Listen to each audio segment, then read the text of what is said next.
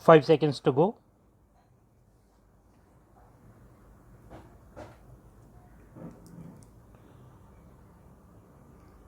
Start.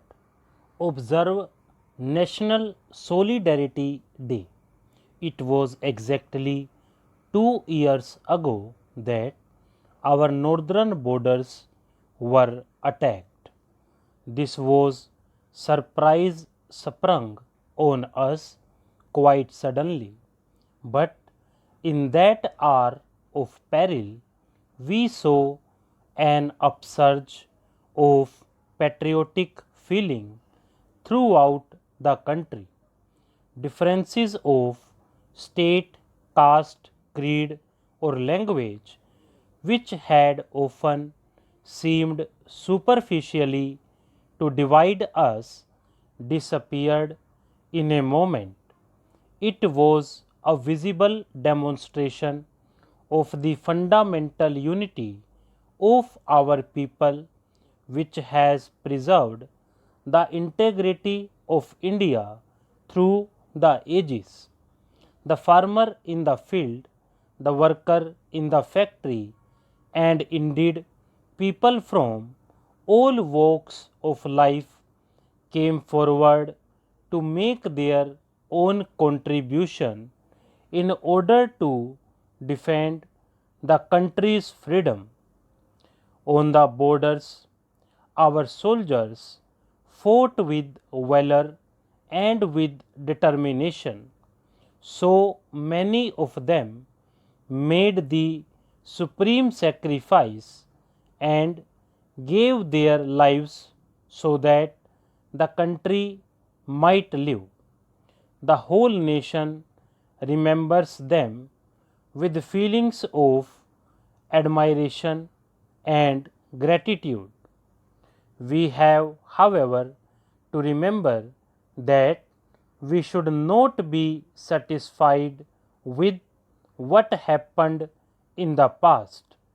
We have to realize that preservation of the freedom and territorial integrity of the motherland calls for incessant effort, vigilance, and alertness. The problems that we face today are serious indeed. The Chinese are trying to build up a mighty war machine and to create fear in the minds of all. China has gone a step further and has recently exploded an atomic bomb. We are thus confronted with a nuclear menace in Asia, something new for this peace loving continent. These are serious developments and we must take due notice of them. Even otherwise, in recent days, we have seen events of greater significance taking place in other parts of the world. Within the country, we are going through a period of difficulties. The production of food is still inadequate. Harvesting of rice has begun and the new paddy and rice will be coming into the market.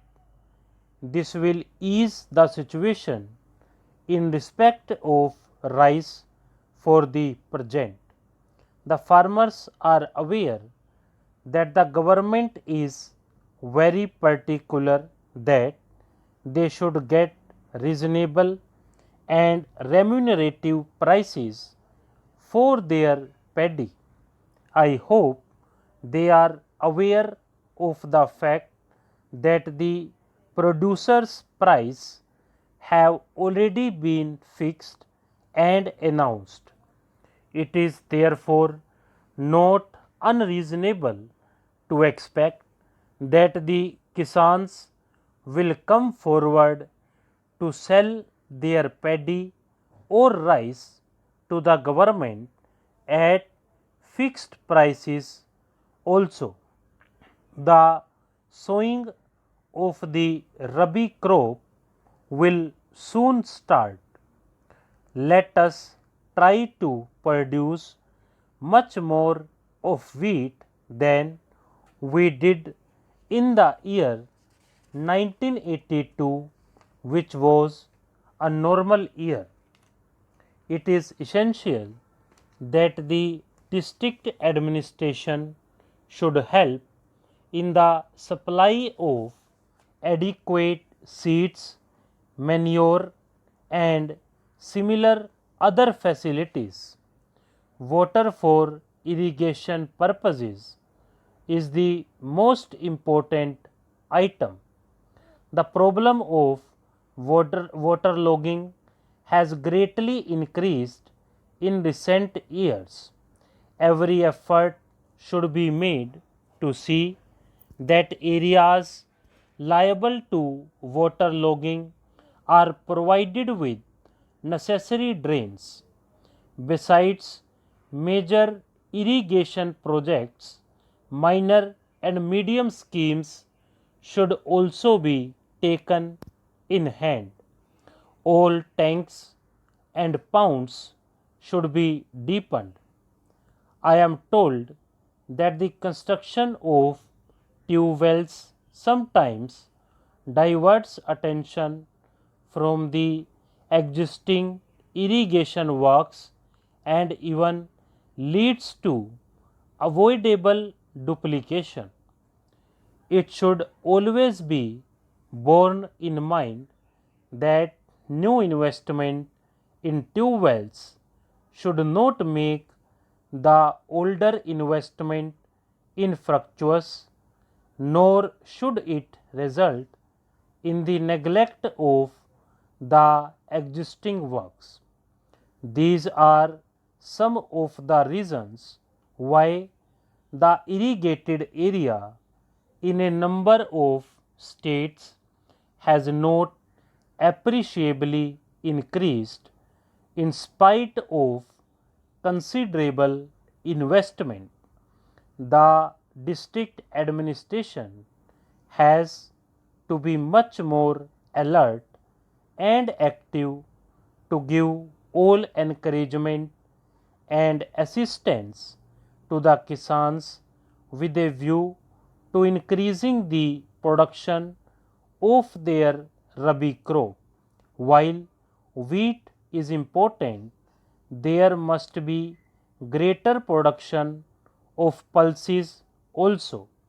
The shortage of pulses has considerably added to our present difficulties.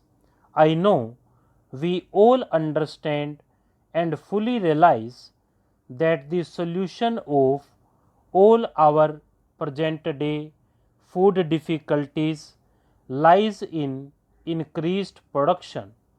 It is therefore essential that government officials in the districts and others at the state or central level, as also the farmers, should work hand in hand to produce a much better result.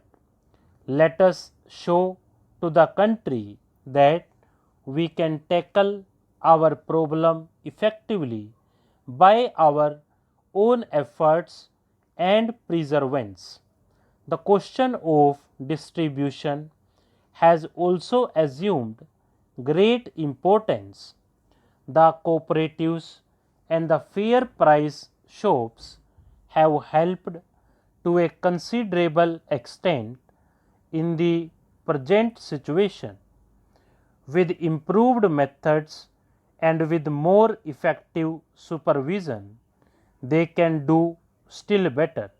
Moreover, if consumer cooperatives can be organized by local initiative, they can be of much assistance in ensuring supplies to the consumers at steady price. I am sorry to say that grain dealers do not seem to have fully realized the gravity of the situation. This has led me to serious thinking, and the government must make some radical changes in the present system of distribution.